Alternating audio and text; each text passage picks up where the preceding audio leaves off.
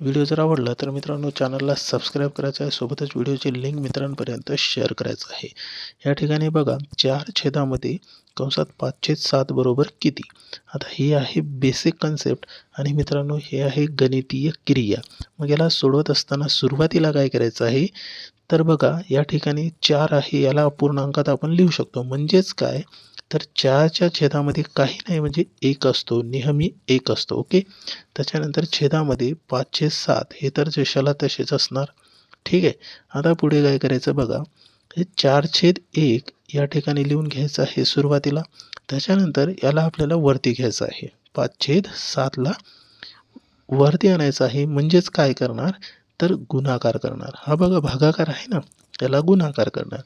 मग गुणाकार करत असताना काय होईल मित्रांनो तर छेदामधली संख्या अंशामध्ये जाते आणि अंशामधली संख्या छेदामध्ये येते, म्हणजेच 5/7चे 7/5 झाली।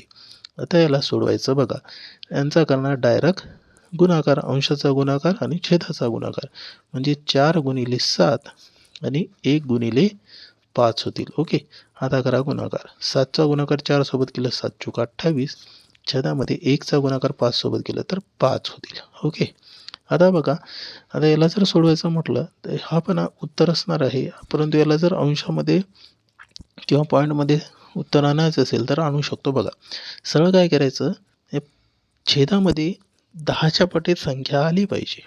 मग येते का तर बघा, नाहीतर 28ला डायरेक्ट 5ने भाग पण देऊ शकता। भागाकार करू आपण, 28ला डायरेक्ट 5ने भाग देऊ। बघा 5×5 = 25, उरले किती मित्रांनो, या ठिकाणी करायची वजाबाकी, उरले किती 3।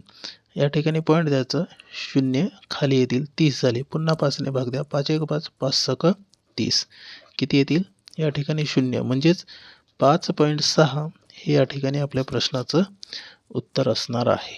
ओके, क्लिअर झालं? आवडल्यास व्हिडिओला लाईक करायचं आहे। धन्यवाद।